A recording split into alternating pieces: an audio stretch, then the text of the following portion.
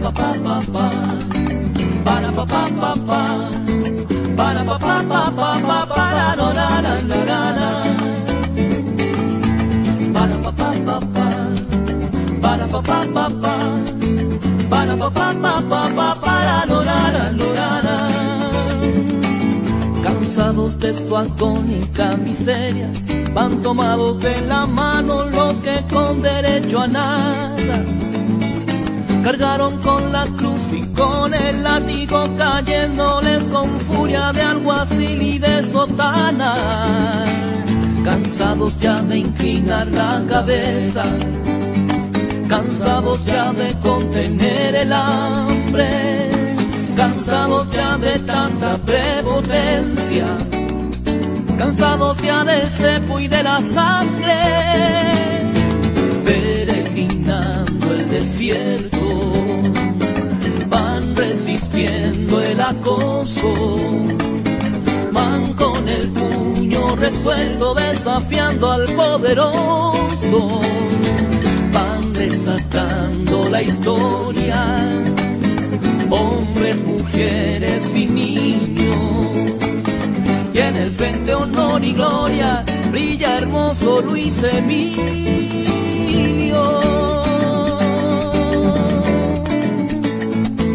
Para pa pa pa pa pa, para lorara y lorara,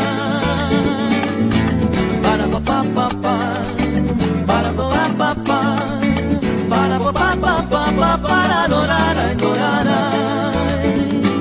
Cansados de guardar sacro silencio, van hermano con hermano por el fuego entrelazados, el fuego que proclama un tiempo inédito de libertad, justicia, paz, de sueños realizados.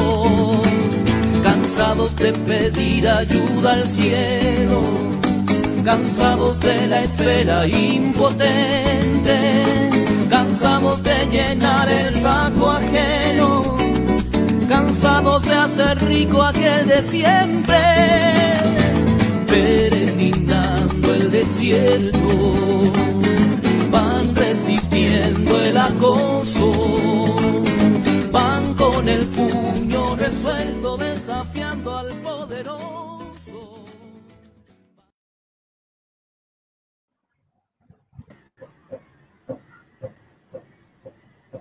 Muy buenas tardes a todos quienes nos están escuchando hoy en un nuevo capítulo de Barba Roja, junto al diputado Hugo Gutiérrez, también junto al periodista Patricio Meri. Gusto en saludarlos. La verdad es que ha sido una semana y un día particularmente contingente a raíz de un sinnúmero de noticias que se están haciendo carne el día de hoy. Quisiéramos hacer un breve recuento, como siempre partimos y como es la tónica acá en el Ley Barbarroja, que tiene que ver, noticias que le pueden importar a la ciudadanía. Lo primero, hace poquito, fresquito, el Juzgado de Garantías de la Ligua admitió a trámite una querella contra Piñera por el artículo 318 del Código Penal, a raíz de que se le vio junto a personas sin distancia social y sin mascarilla. Bueno, nosotros sabemos que el presidente es bastante bueno para cometer errores y no hacer nada bien. Acá hay otro caso, pero bueno, le salió el tiro por la culata y se va a la justicia. Así que vamos a ver qué pasa con eso, compañero Hugo, Patricio, a ver cómo va avanzando.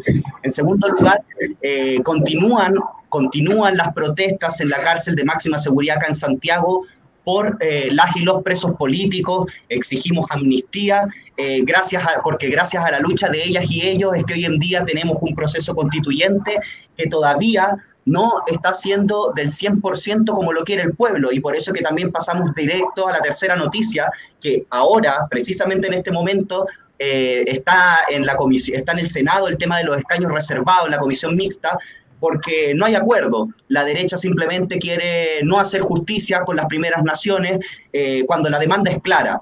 24 escaños reservados para las primeras naciones, para los 10 pueblos, y un escaño reservado también para el pueblo tribal afrodescendiente. La derecha se opone porque la derecha, como sabemos, en su ADN está la antidemocracia, así que ese es un tema que tiene que avanzar porque de una vez por todas tenemos que hacer justicia y esto se tiene que aprobar, así que esperamos que la presión social también apunte en esa dirección.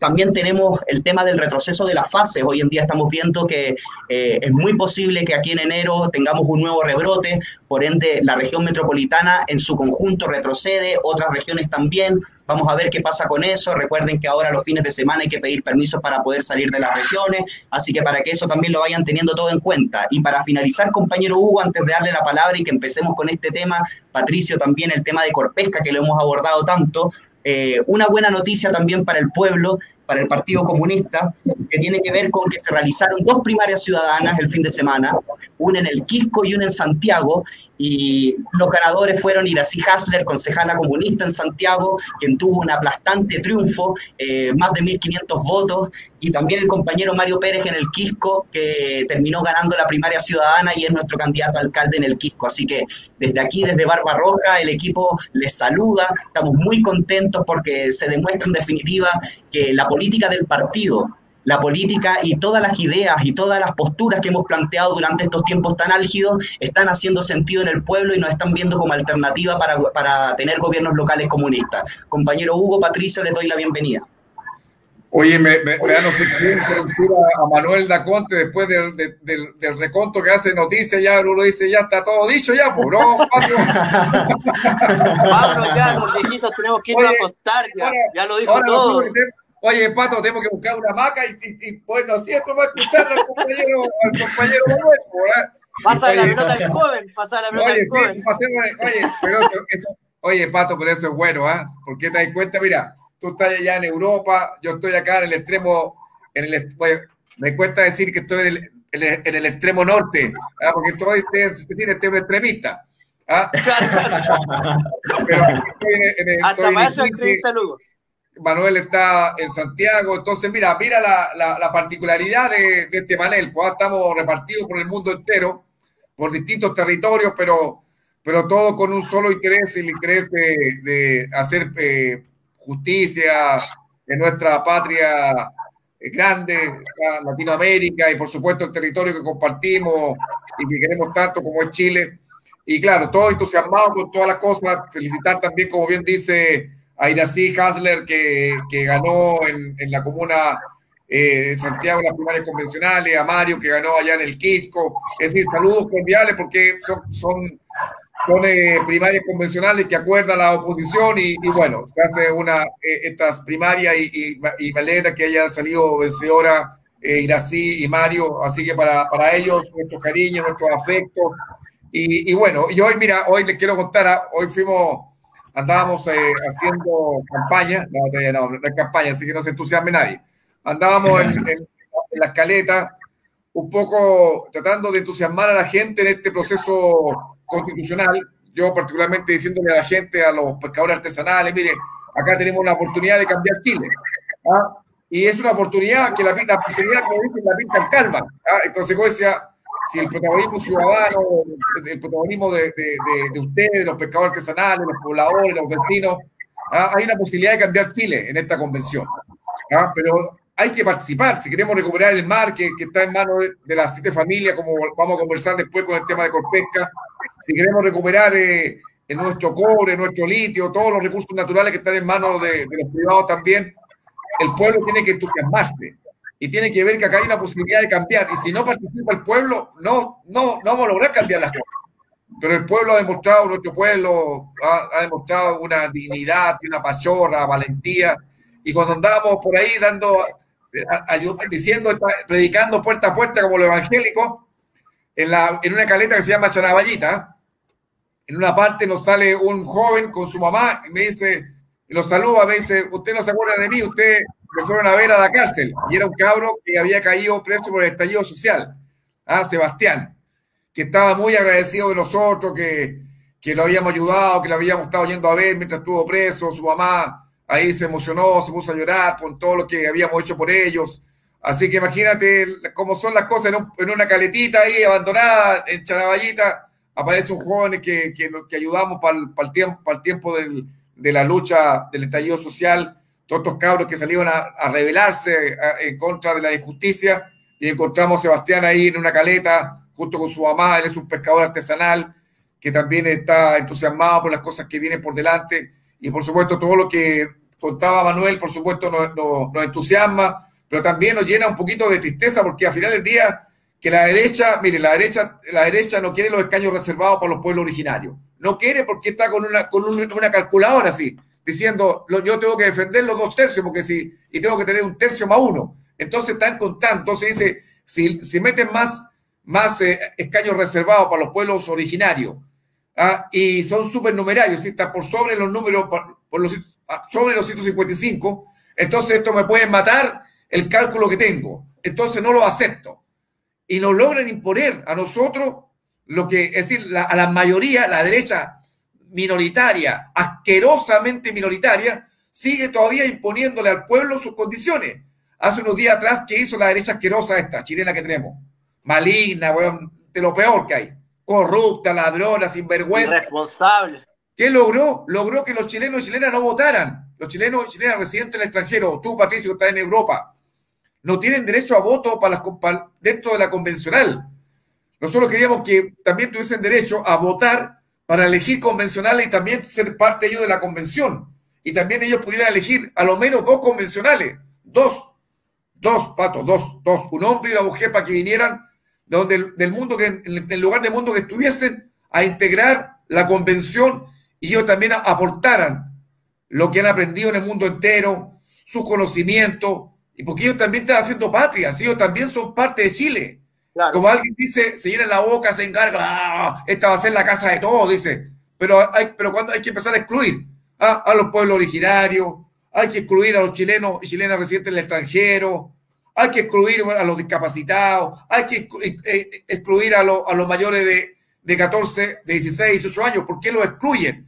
Esta derecha miserable, fíjense, que los jóvenes entre 16 y 18 años son responsables penalmente, pero no quieren darle el derecho a voto. Es decir, para meterlos presos tienen responsabilidad. Para meterlos presos son responsables, pero para darle el derecho a voto a un joven de 17 años, no, ahí no son responsables, no van a saber lo que van a hacer. Pero para meterlos presos, ahí sí, no, son responsables, son criminales, delincuentes, tienen que estar presos.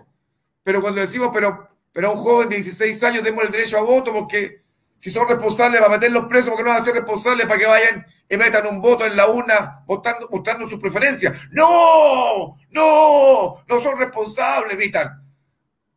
Eso es la derecha que tenemos. Esa es la derecha que tenemos.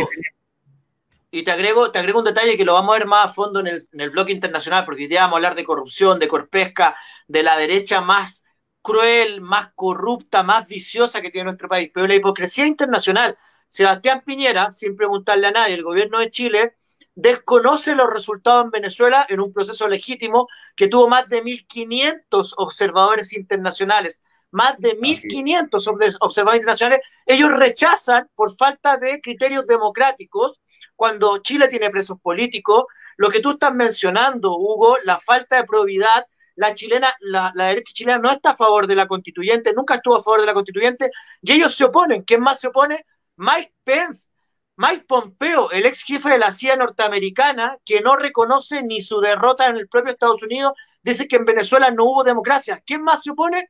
El Grupo de Lima, Hugo. Lenín Moreno, que no permite la inscripción, lo vamos a hablar más adelante, de Andrés Arauz y Carlos Rabascal, los candidatos de Rafael Correa, del progresismo de la izquierda en Ecuador, dicen que no hubo transparencia, elecciones transparentes en Venezuela. Entonces la hipocresía de la derecha chilena, que no tiene pero ni una moral ni ética para darle elecciones de democracia a nadie en el mundo. Ellos saben a rechazar un proceso absolutamente legítimo que tuvo, insisto, 1.500 observadores internacionales, una votación bastante normal para lo que son los países, sobre el 30% de participación. Recordemos que Sebastián Piñera ganó con un 40 y algo % de participación total, y de ese 40 y algo sacó más del 50% de los votos legítimamente, pero nadie lo cuestionó.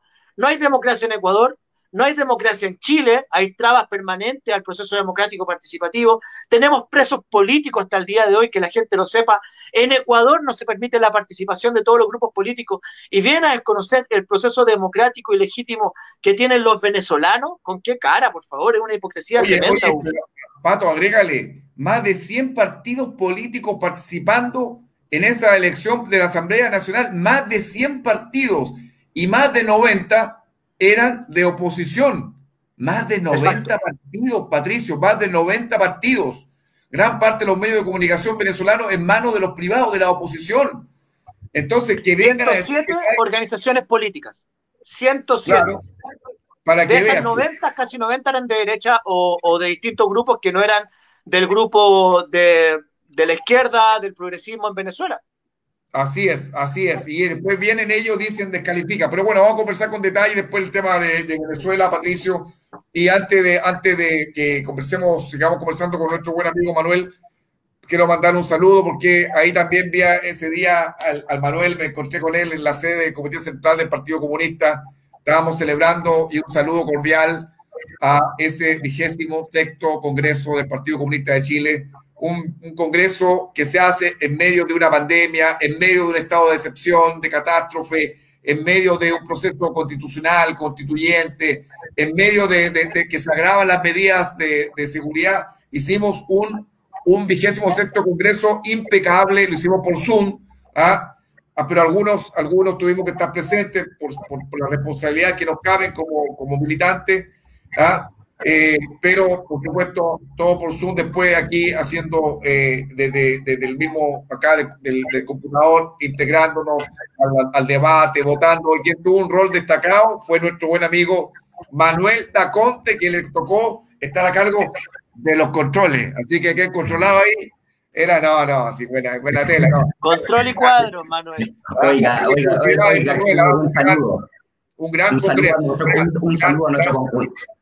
Tal cual, compañero, un gran saludo a nuestro congreso. Y yo solamente quería sumarme a sus palabras, decirle que para mí, que llevo aproximadamente 5 años de militancia, para mí fue un honor ser parte de quienes estuvimos en la logística del congreso. Para mí no hay nada más maravilloso que ser parte de la historia de este partido, que para mí lo es todo, lo llevo en mi corazón, y para mí estar ahí el fin de semana.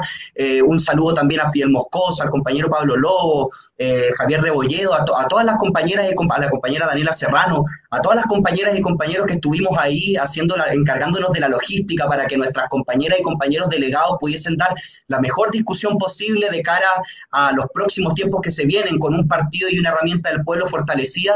Mis saludos a ellas y a ellos, y que de verdad nos vaya muy bien. Yo estoy muy contento, compañero, también, que gusto haberlo visto también, y a salir fortalecidos para los próximos desafíos que se vienen. Oye, sí, sé que el presidente delegado, Patricio, te comento, fue un congreso fabuloso. Espero que ya pronto se conozcan las resoluciones que adoptamos, pero básicamente es seguir trabajando junto al pueblo. Sacamos una serie de medidas que son muy relevantes. Por supuesto, vencer el patriarcado al instante en la sociedad chilena como dentro del partido, porque asumimos también la autocrítica que implica no darse cuenta que tenemos problemas que hay que asumir y resolver al interior del partido, pero también sabemos que hay que hacer una transformación cultural en nuestro país. Pero un partido que se critica, que se autocritica, que se analiza, que se reflexiona para hacer un mejor instrumento al servicio de nuestro pueblo. Esa es la idea. La idea es tener un partido al servicio del pueblo, pero un buen instrumento. Y si me permiten los dos hacer un análisis un poco más objetivo, pero también tomando en consideración... Pero escúchenme primero, Yo creo que el Partido Comunista ha demostrado... No la crítica. No, recuerden ustedes que el Partido Comunista durante los 20 años de concertación en el sistema binominal prácticamente era imposible que tuviese participación y representación popular. Estaban fuera del Congreso, fuera del Parlamento, fuera de la alcaldía. Cuando comenzaron a gobernar la alcaldía, llegaron los diputados, les falta no sé si tiene senador, pero pronto tendrán un senador, y espero que un presidente de Chile. Se empezó a notar el cambio. La gestión de Jadwe en Recoleta ha sido ejemplar. Tu gestión, Hugo, porque alguien lo decía y tiene razón, no se descubrió el caso Corpesca por arte de magia, se descubrió porque había un diputado comunista, prístino, honrado, honesto. A algunos les caerá bien, les caerá mal, pero tú investigaste la corrupción, cayó el caso Corpesca, cayó la Marta Isasi, cayeron los Fulvio Rossi, cayeron los que estaban ahí. Entonces los comunistas han tenido la posibilidad, por eso les decía, una visión más objetiva desde afuera, han tenido la posibilidad de demostrar que no se comen las guaguas, que no son unos radicalizados irresponsables y que gobiernan bien, que tienen una buena gestión en el Parlamento, en el municipio, que son capaces de estar en un sistema democrático, porque se armó una campaña anticomunista en Chile, en donde comunismo era igual a extremismo, era igual a violencia, era igual a radicalización sin ningún sentido. Y ustedes han demostrado desde la CUT militar, desde tantos lugares distintos, Hugo, que tienen la capacidad de gestión pública de hacerlo mejor, mucho mejor que la derecha y que la socialdemocracia, que es muy parecida a la derecha en Chile. Entonces te digo, claro, una visión objetiva, porque los comunistas empiezan a tener poder, empiezan a administrar el poder y lo empiezan a hacer mejor que el resto. Entonces, por algo los tuvieron afuera en el sistema binominal, estuvieron casi 20 años sin diputados, teniendo incluso una votación que deberían haber tenido representación. Han aparecido cuadros maravillosos, gente joven como el Manuel, que hoy día son diputados y diputadas, la Camila, la Carol, tanta gente que está ahí. Esta chica que gana la alcaldía de Santiago, yo no tengo el gusto de conocerla, me parece una mujer súper ejemplar, el mismo Daniel Jadwe, tú, Hugo, los otros diputados, Guillermo Tellier. Entonces el Partido Comunista empieza a ser un partido de gestión, ya empieza a sacarse ese fantasma de la radicalización, del extremismo, que no es de ustedes, sino que es de la prensa de derecha, y empiezan a demostrar que son capaces de gobernar. Entonces lo que viene ahora, Hugo, es que la derecha y la socialdemocracia les van a pegar con todo. El lawfare se va a aplicar en ustedes. Tú ya lo has vivido, te lo dije alguna vez. Hugo, lo que te hicieron a ti es el preámbulo, es la precuela de lo que le van a hacer a Daniel Jadwe si es que llega a ser candidato presidencial, porque no van a aceptar que un comunista pueda llegar a la presidencia de Chile por la sola razón de que les tiene pánico de que demuestren que el comunista puede gobernar mejor que la socialdemocracia entreguista a la derecha y que la derecha pura, por decirlo de alguna manera. ¿Viste que mi análisis no era tan malo y ya me estáis retando? No te estaba retando, Patricio. Tú sabes que era solamente cariño. Mira, yo soy un tipo que la crítica la acepta y yo soy el primero que me parto autocriticando, pero yo creo que siempre la crítica que viene de la amistad y del cariño uno tiene que aceptarla. Yo sé que de tu parte, si algún día nos dice alguna cosa que no estamos haciendo bien, viene bien, así que no te preocupes, está todo muy bien, ¿verdad? Tal cual. Pero bueno, ¿y vos nuestro invitado, no? Sí, ya tenemos al compañero Matías Ramírez acá, así que lo vamos a hacer pasar para que ya empecemos a hablar, o sea, ya hay que empezar a hablar de lo que decía nuestro flyer, esta Isasi y Orpiz, la corrupción política y económica de las 7 familias, vaya titular que nos hagamos, compañero Hugo, y la verdad es que quién mejor para hablar de este tema que usted y el compañero Matías Ramírez, que fueron los abogados también querellantes en la causa, y quién mejor que ustedes para empezar a imponer información para que la gente también se entere de que aquí no solamente hay blindaje político con respecto al tema de la corrupción del financiamiento ilegal a la política, sino que también el sistema judicial le cuesta bastante moverse. Las razones las tendrán que explicitar ellos en su momento, pero ahí para que vayamos pimponeando. Matías, un gusto en conocerte, la verdad nunca había tenido la oportunidad de compartir contigo, pero un gusto y bienvenido a Barbarroja. Oye, antes déjame presentar a Matías. Matías es concejal de Iquique, lo era hasta hace unos días atrás, porque ahora es nuestro flamante candidato alcalde por Iquique. Tal cual. Muy contento de que lo sea por lo demás, porque al final del día también hay que tomar decisiones y opciones políticas, y eso nos alegra mucho. Pero también creo que ha hecho un camino, diría, de compromiso en la lucha contra la corrupción, a favor de la probidad, y no solo en el caso Corpesca, sino que en muchos casos que son relevantes a nivel nacional. También vimos con Matías el caso SQM, vamos también a hablar de temas generales, porque yo sé, como bien decía Patricio, Patricio decía, claro, aquí yo estoy seguro que si no hubiese sido el diputado de Tarapacá, Isasi, Rossi, Orpi, estarían en el mundo de jauja todavía, estarían aquí a decir rico, Pero yo también tengo que decirlo que si yo hubiese llegado a esta ciudad y no hubiese tenido abogados como Matías Ramírez y como el abogado Enzo Morales, tampoco hubiésemos logrado el objetivo que tuvimos. Es decir, yo creo que tanto Matías, Enzo, Boris Paredes, son abogados que han sido contribuyentes en la causa de lucha contra la corrupción, porque al final del día nadie nos reconoce nada, pero créanme que el caso Corpesca, y Matías podrá recordarlo muy bien, el caso Corpesca se inició en mi oficina parlamentaria. El caso Corpesca se inició en mi oficina parlamentaria en mayo del... Matías, ¿qué año era? 2013, ¿no? 2013, sí. ¿Te acuerdas tú? Bueno, citábamos una conferencia de prensa porque teníamos antecedentes que demostraban que la Isasi estaba siendo corrompida por empresas pesqueras, Corpesca, Camanchaca. Y resulta de que esos documentos los dimos a conocer. Y ahí empezó, bueno, ya toda la historia la va a dar a conocer a el Matías, y ahí empezó un largo recorrido, que es interesante que lo conozcamos, pero toda la trama de Corpesca se inició en mi oficina parlamentaria.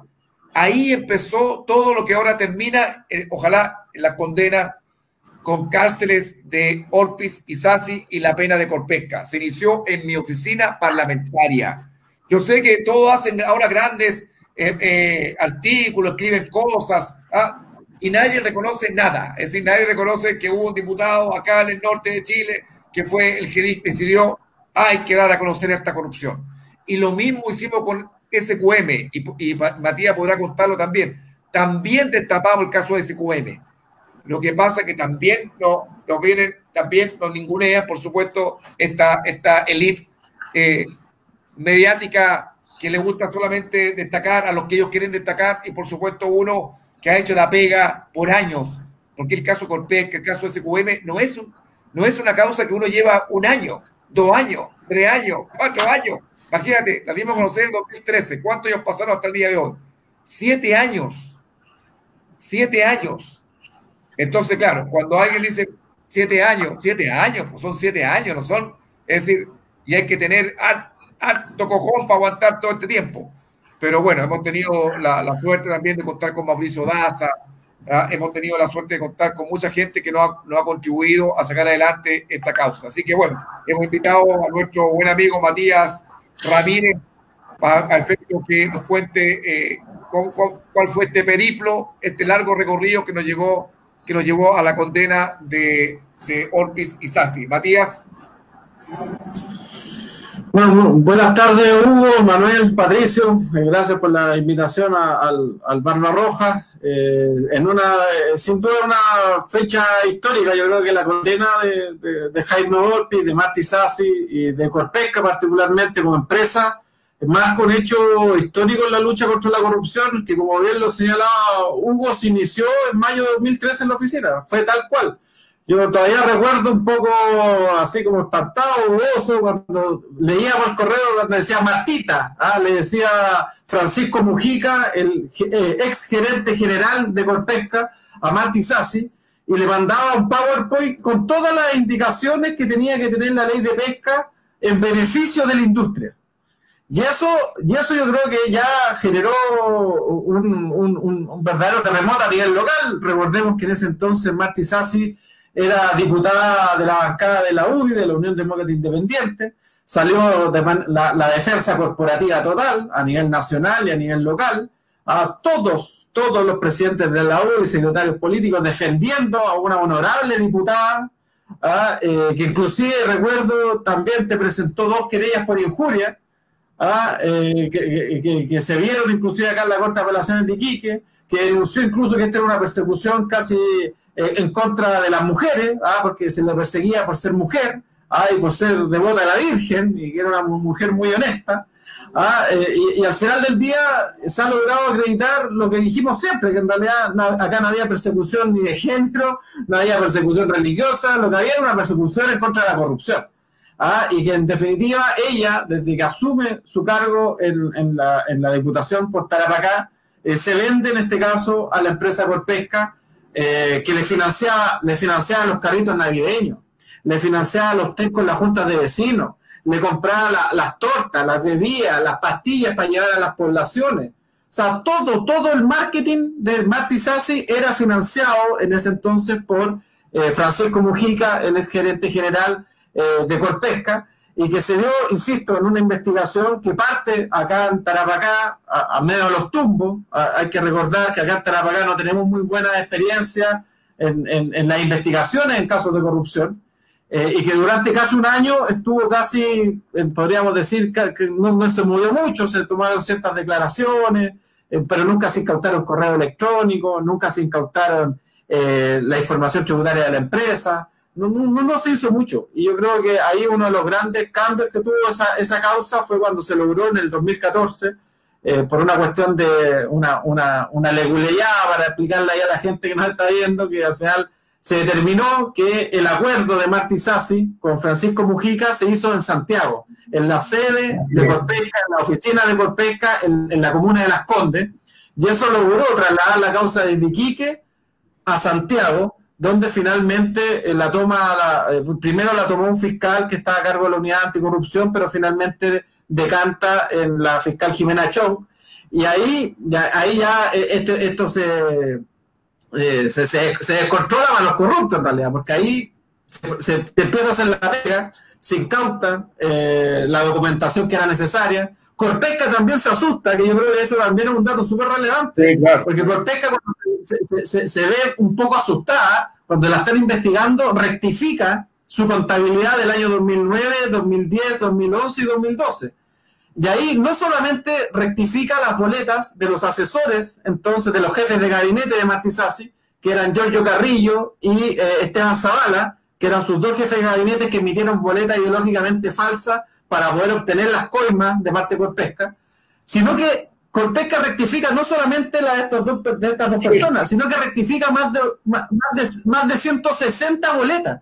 Entonces ahí sale la duda y decimos, ¿pero cómo? ¿Por qué se pone a rectificar boletas reconociendo que no eran servicios que jamás se prestaron de gente que no tenía ningún sentido? Yo recuerdo, incluso nos reunimos con la fiscal Jimena Chong a mediados del 2014 y me decían, yo no entiendo por qué se rectificó toda esta información tributaria. Y claro, como uno venía del norte, de Iquique, empezamos a ver los nombres de las boletas.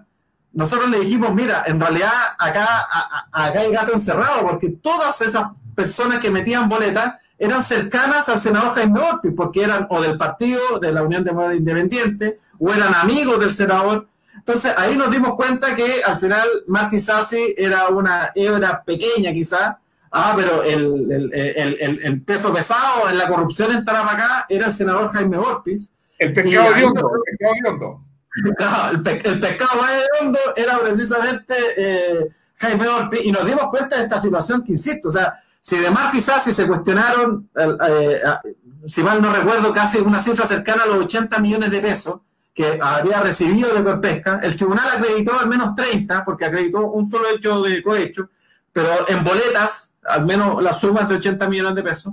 En el caso de Orpiz ya esto se desbandó, porque eran más de 240 millones de pesos en boletas ideológicamente falsas que se detectaron de cercanos que emitieron a Corpesca por servicios que jamás prestaron.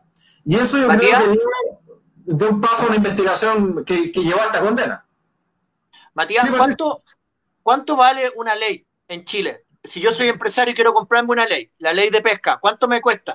¿Cuánto tengo que comprarme a los diputados de la derecha, de la UDI, un senador? ¿Cuánto vale? Para que la gente sepa, porque como la gente es pobre, no puede hacer leyes, pero como ellos son ricos, pueden comprarse una ley. ¿Cuánto les costó la ley Longueira a estos señores? Que no solo era Corpesca, ¿no? Habían otras empresas pesqueras también relacionadas. Sí, mira, yo creo que es importante entender que esto acá yo creo que al final pagó Corpesca y pagó Sassi y Orpiz, pero se salvaron otro grupo importante. Acá lo que se logró acreditar en la investigación, y no es menor, era una coordinación entre las empresas pesqueras a nivel nacional para corromper a los parlamentarios que para obtener su interés, para lograr perforar las 5 millas, para lograr licitaciones a 20 años. El Jurel también.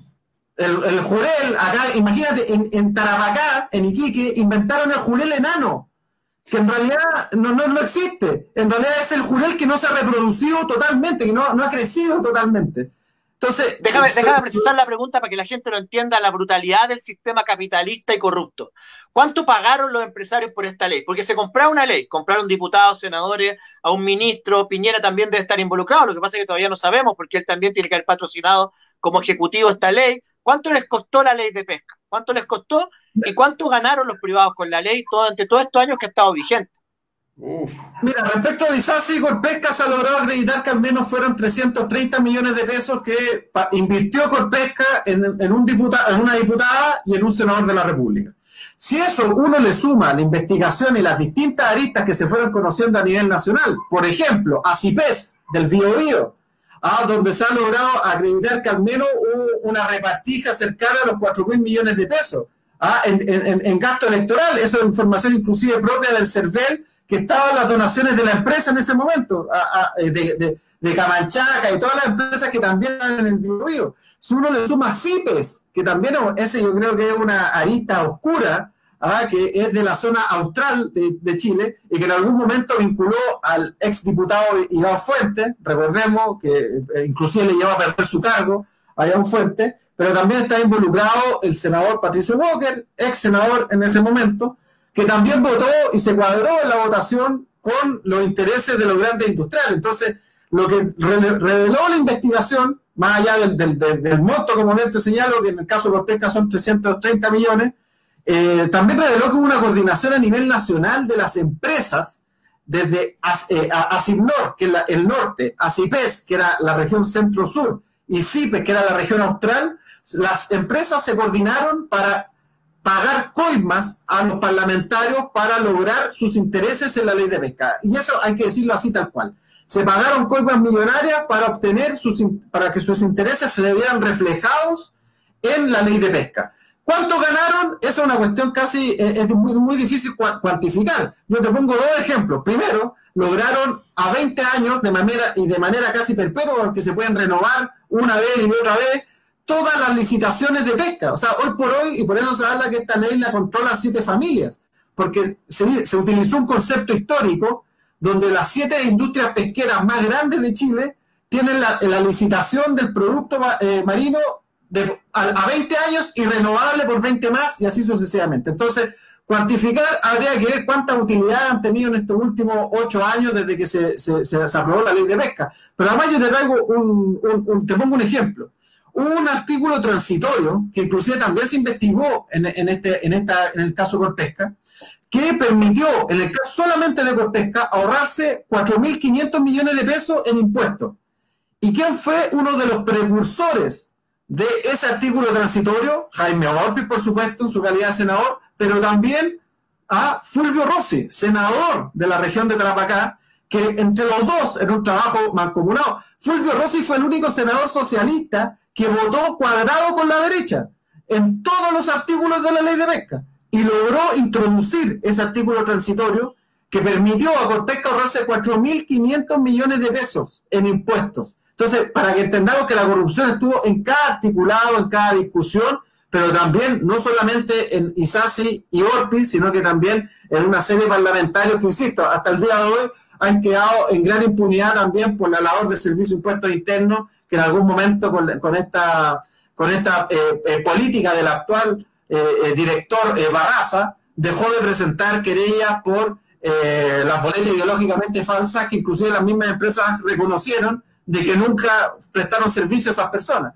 Pero bueno, esa también fue parte del acuerdo de la impunidad que se dio en esta investigación el año 2016 y que solamente terminó con estos dos responsables. Hugo, Matías, yo veo que Matías es súper joven. Imagino cuando empezó el caso de haber estado comenzando su carrera profesional. ¿Qué barreras encontraron ustedes dos, tú como diputado, tú como abogado? También es abogado, Hugo, pero en tu rol parlamentario, en la justicia, cuando ustedes empezaron a hacer esta denuncia, ¿la fiscalía dijo, ¡oye, qué bien, muchachos, los felicito, empiezo a investigar? ¿O la justicia le empezó a poner trabas para investigar este caso? ¿Cómo fue? Hugo, Matías, no sé. Respecto a la investigación, mira, la primera traba a saltar, yo creo que fue, y hay que decirlo con todas sus letras, la Fiscalía Regional de Tarapacá y el fiscal Guerra, Manuel Guerra. Muchos quizás lo conocen también porque fue el que estuvo a cargo de la investigación de contra Piñera con Exalmar, a la pesquera peruana que él compró precisamente cuando se discutía la ley de pesca, pero también después él tenía conocimiento del fallo de La Haya, invirtió en Exalmar y invirtió con varios personajes que también se vieron beneficiados con la ley de pesca. Por ejemplo, Luis Felipe Moncada, que era director de ACIPES, gerente general. También invirtió inclusive en Perú, siguiendo el ejemplo de Sebastián Piñera. Pero bueno, ese yo creo que fue la primera traba, porque efectivamente, si el caso de Corpesca, y hay que decirlo así tal cual, si el caso de Corpesca se quedaba en la Fiscalía de Tarapacá, hoy por hoy lo más probable es que el único condenado hubiese sido el querellante en Costa. Es decir, el único condenado hubiese sido quien denunció la corrupción. Y hay que decirlo tal cual. O sea, si el caso de Corpesca se hubiese quedado en Tarapacá, no hubiese tenido ningún responsable. Y yo creo que el fiscal Guerra, perdona, para entender, el fiscal Guerra estaba investigando el caso Exalmar de Piñera, que involucra a Piñera por el límite fronterizo con La Haya, todo este tema internacional, al mismo tiempo en el caso Corpesca. ¿Tú crees que el fiscal Guerra, me lo puede atribuir a mí, pero era un factor de obstrucción de la investigación más que de permitir la investigación? Mira, primero quizás un tema de corrección. Lo que pasa es que Manuel Guerra primero fue fiscal de Tarapacá, de acá, regional. Y después se trasladó a Santiago y le tocó ver la causa Exalmar de manera separada. Ya, justo le tocó. Justo le tocó. Pero sí, vale. Yo creo que...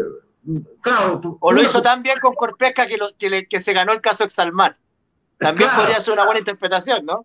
Es que yo creo que es una interpretación correcta en el sentido de que las causas de corrupción, generalmente en las fiscalías regionales, cuando no están en Santiago o en unidades especializadas, al final no tienen el mismo tratamiento que una causa de esa importancia.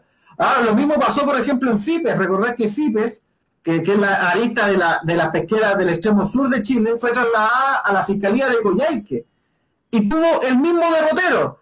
De la noche a la mañana la cerraron, en una audiencia expresa se declaró sobreseimiento, la Corte de Apelaciones de Coyhaique lo confirmó, llegamos hasta la Suprema, pero todo fue muy rápido. Lo mismo pasa, por ejemplo, con la investigación de ACIPES en el Biobío.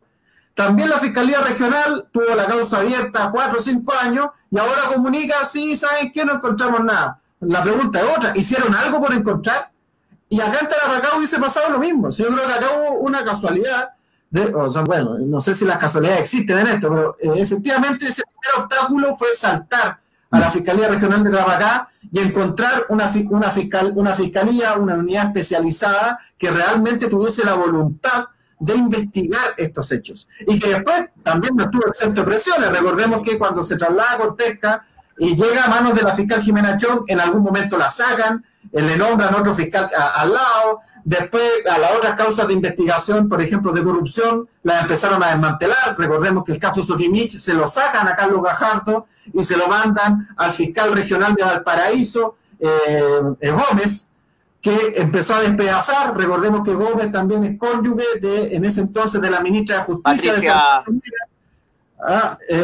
Entonces ahí te das cuenta que ahí ya los poderes fácticos empezaron a controlar la investigación. Pero en el caso de Corpesca yo creo que quedaron un poco amarrados porque se logró incautar mucha información y muchas declaraciones que dieron cuenta de este hecho de corrupción desde un inicio. Y ahí yo creo que ya no pudieron zafarse de esa situación. Pero los obstáculos estuvieron, insisto, en todo momento. Después, a nivel judicial, recordar que la defensa lo que más buscó fue que la causa se fuera de Santiago. En un momento, inclusive, ellos plantearon llevarla a Valparaíso. ¿Y por qué? Porque una de las aristas del caso Corpesca era también una investigación que existía respecto de Marti Sassi por fraude al fisco. También habían antecedentes de que ella había utilizado fondos de la Cámara de Diputados para beneficio personal al arrendar, por ejemplo, propiedades como oficinas distritales que no tenían ese valor. Y esa arista en particular terminó en Valparaíso. ¿Y qué pasó? La cerraron por falta de antecedentes. Entonces, la misma defensa trató de buscar que Corpesca se fuera, en este caso a la Fiscalía de Valparaíso, para buscar el mismo derrotero. Yo creo, y ahí tuvimos que defenderlo, lo defendimos en la Corte de Apelaciones de Santiago.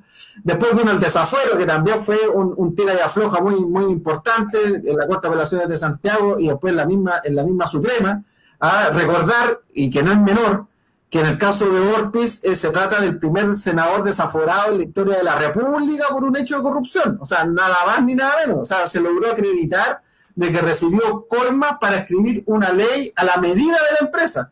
Entonces, fue una situación bastante compleja, en una audiencia de formalización que duró, si la memoria no me falla, aproximadamente 6-7 días, donde se le logró acreditar que recibió 250 millones de Corpesca, que defraudó al Senado en más de 200 millones de pesos, y el juez de garantía lo manda con arresto domiciliario total.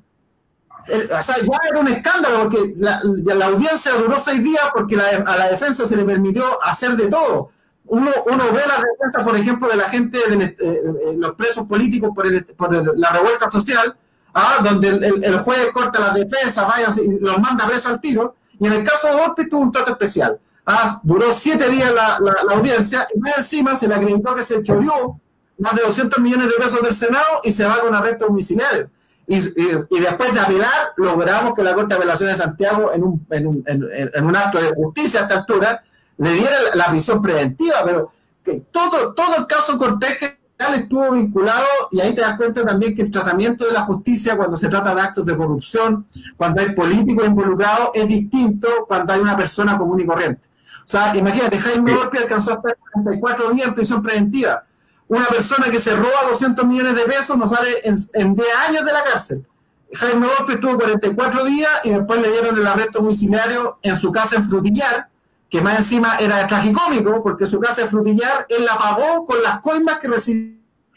Entonces, al final era como irrisorio, pero es parte de la realidad que fuimos viviendo en este caso Oye, de Cortés. Matías, ahora que, bueno, a mí me da gusto escucharte y por supuesto orgullo saber que tú fuiste quien me representó en esas querellas, porque hay que decirle a la gente que presentamos querellas contra el ISASI, contra Orpi, contra Corpesca, en contra de Ross y de otros maleantes más, también en la querella contra ACIPES también, es decir, también tuvimos en AICEN, es decir, presentamos querellas en todos lados fuimos parte nosotros, es decir, hicimos el trabajo completo, porque para que la gente sepa, es decir, esa ley que es producto de la corrupción, es decir, y nos estamos inventando.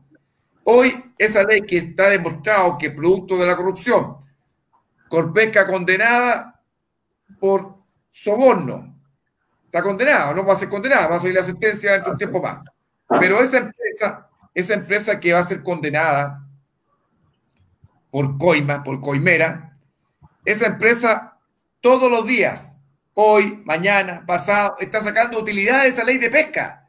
Es decir, esa empresa se hace día a día multimillonaria, para que nos escuchen aquellos que están viendo este programa. Día a día se hace multimillonaria, gana millones de dólares gracias a una ley que consiguió a través de la corrupción. Es decir, la corruptela, ¿quién dice que el robo no paga? Aquí el robo paga. Así como el otro día nos comentaban de las triangulaciones, ¿verdad? Y que les deja un negocio inventado por Piñera para el choreo, como es en la AFP, porque la AFP son eso, es un mecanismo del choreo de la oligarquía chilena. Y acá hay una ley hecha para el choreo. Y estas 7 familias, todos los días, hasta por 20 años, renovada por 20 años más, y por 20 años más, están choreando los peces nuestros, los convierten en harina de pescado, en aceite, los mandan para afuera del país, se llenan los bolsillos de dólares y supuestamente no podemos tocarla. Y más encima tenemos que aplaudirla. Entonces, todo eso que es ese abuso ya no puede más. Por eso que planteamos la nulidad de la ley de pesca como una solución para el problema, porque no puede ser derogada esa ley, porque si se la derogamos tenemos que indemnizarlo más encima por expropiarle sus intereses, su propiedad privada.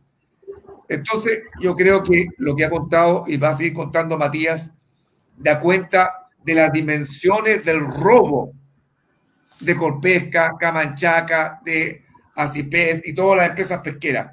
Porque todas esas empresas pesqueras, no olviden, no hay que olvidar, le financiaron la campaña electoral a Piñera. Le financiaron la campaña electoral, es decir, están todos por todos lados. Es decir, ¿quién le financió la campaña a Piñera, la primera campaña electoral a Piñera? Las empresas pesqueras. Cientos de millones de lucas puestas para que Piñera fuese presidente de la República. Después Piñera, ¿qué hace? Le da la ley de pesca a estos empresarios que le pagaron su campaña. Hoy esos empresarios ladrones, corruptos, es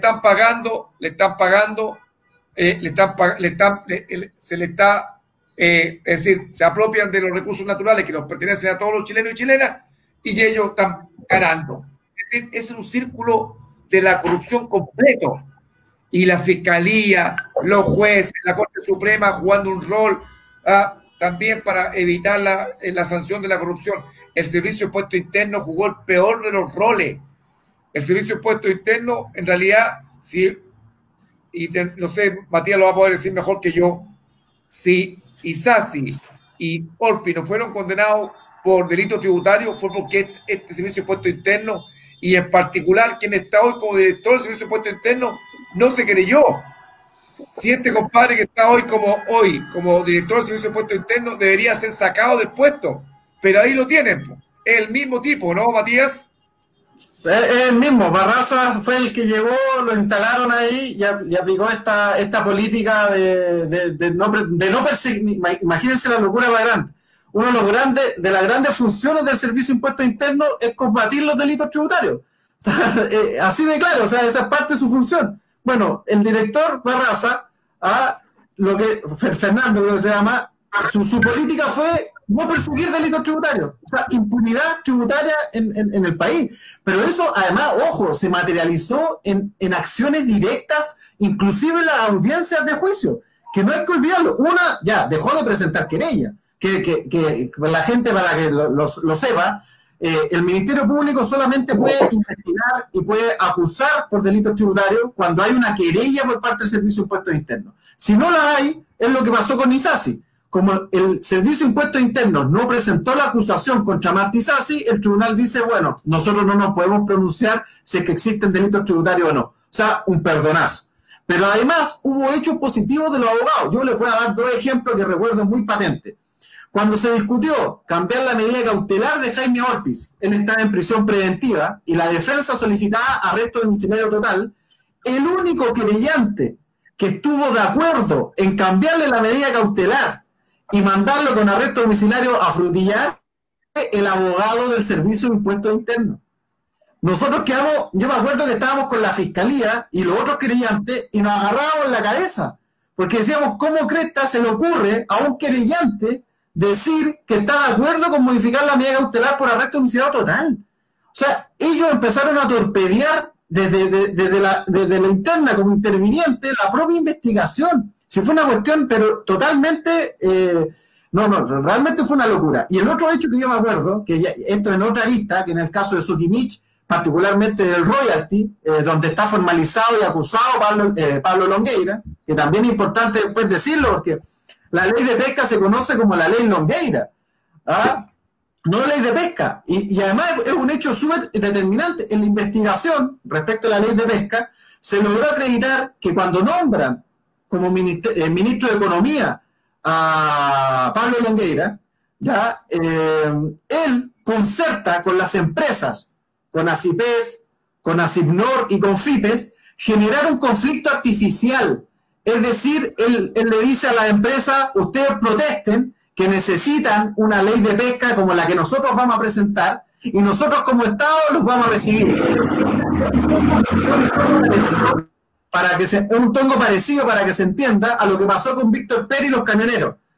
Se armó este tongo artificial, que los camioneros salieron a protestar, y Víctor Pérez los atendió en la moneda, y no se preocupen, les vamos a dar todo, les vamos a pagar todo. Bueno, esa vieja táctica también le hicieron en la ley de pesca, y le hizo Pablo Longueira, cuando se junta con los empresarios y les dice, ustedes reclamen, paguen inserciones en los diarios, en La Tercera, en El Mercurio, y digan que necesitan esta ley de pesca que va a presentar el gobierno de Sebastián Piñera, que les va a dar solución, estabilidad y un montón de cuestiones. Entonces, ahí se genera un conflicto artificial, y si uno revisa la prensa de esa época, los empresarios salieron muy fuertes a pegarle al gobierno, diciéndole, este gobierno no nos quiere hacer caso, no quiere presentar la ley de pesca. Pero todo eso era una cuestión orquestada, desde el mismo ministerio que dirigía Pablo Longueira, y yo creo que es importante decirlo, porque al final esta ley no solamente la pagó Corpesca a Isasi y Orpiz, sino que esto venía de una orden, como lo señalaba Hugo, esto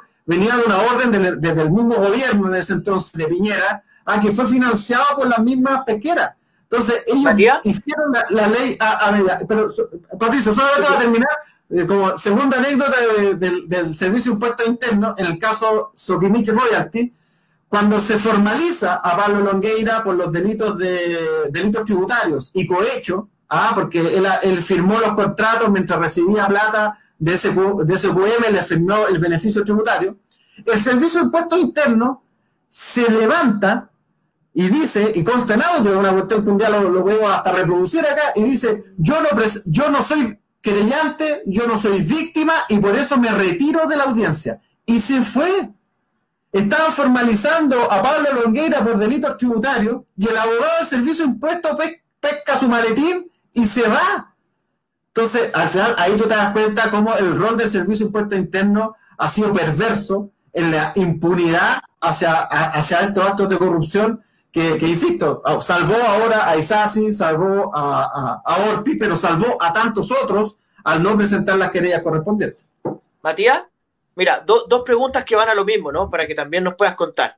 Por una parte están los delitos tributarios que quedaron impunes por lo que tú acabas de contar de lo que no hizo el Servicio de Impuestos Internos, que es una denegación de servicios, dejaron de defendernos todos los chilenos, todos nuestros intereses, que eso en algún momento se tendrá que defender, se tendrá que acusar.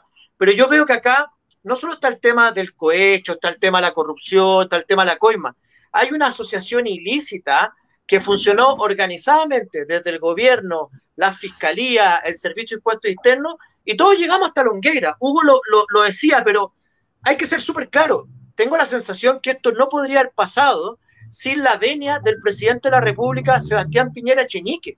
Por lo tanto, el jefe de esta asociación ilícita criminal, que se reunieron para defraudar, para engañar a todos los chilenos, para robar, para chorear, era Sebastián Piñera. La pregunta es, ¿cuándo crees tú que se debería tocar a Sebastián Piñera? Y lo segundo, tú eres candidato a alcalde en Iquique, si no me equivoco.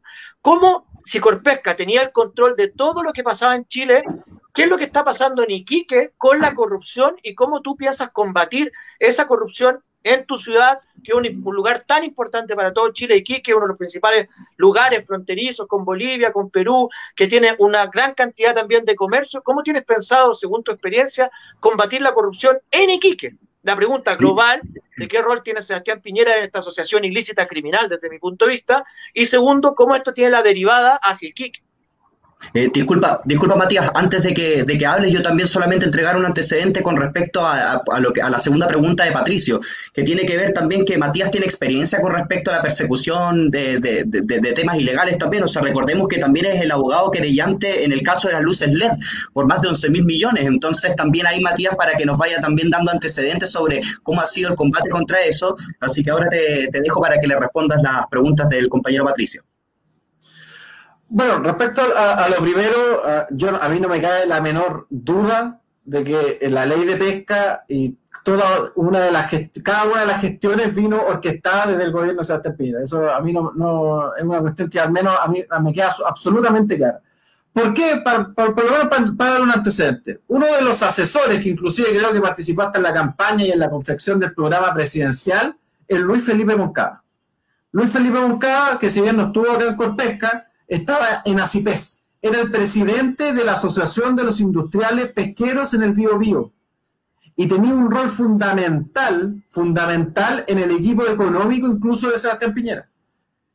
Y él manejó los hilos de principio a fin. Es más, recordemos que Luis Felipe Moncada era quien le mandaba los correos a la actual senadora y presidenta de la Unión Demócrata Independiente, la senadora Jacqueline Van Rieselberghe, entregándole la información de cómo se debían votar las leyes misceláneas de pesca, porque una situación fue la ley de pesca del año 2012 y después una serie de leyes complementarias que se fueron dictando durante el proceso, que fueron dirigidas también. O sea, la corrupción no solamente estuvo en la ley de pesca, también estuvo en las leyes posteriores que se discutieron, que se conocieron como las leyes misceláneas de pesca, que iban perfeccionando este engranaje de corrupción que conocemos como la ley Longueira. Entonces, la figura, en este caso, de los distintos asesores que ha tenido Sebastián Piñera en materia económica, hasta la familia Sarquís también, que también eran muy cercanos a Sebastián Piñera, y te das cuenta que ellos, en todo momento, las inversiones inclusive eran conjuntas, y eso lo vimos en Exalmar. En Exalmar se pudo ver que Piñera es uno de los que invierte, pero también estos mismos asesores económicos que tenía él en su programa presidencial también fueron a invertir al Perú. Y esa información que tuvieron de manera privilegiada, no me cabe la menor duda, venía precisamente del núcleo duro de Sebastián Piñera. Lamentablemente, en esto hay que ser bastante claro, yo hoy por hoy, desde la investigación por corrupción en este caso, ya la mayoría de las aristas se han ido cerrando porque en este caso tampoco existió mayor voluntad de seguir escarbando, de seguir llegando en definitiva a la verdad. Si insisto, acá pagó Orpi y Sassi, no pagaron injustamente, eso hay que decirlo, lo pagaron por corruptos, eso está más que claro.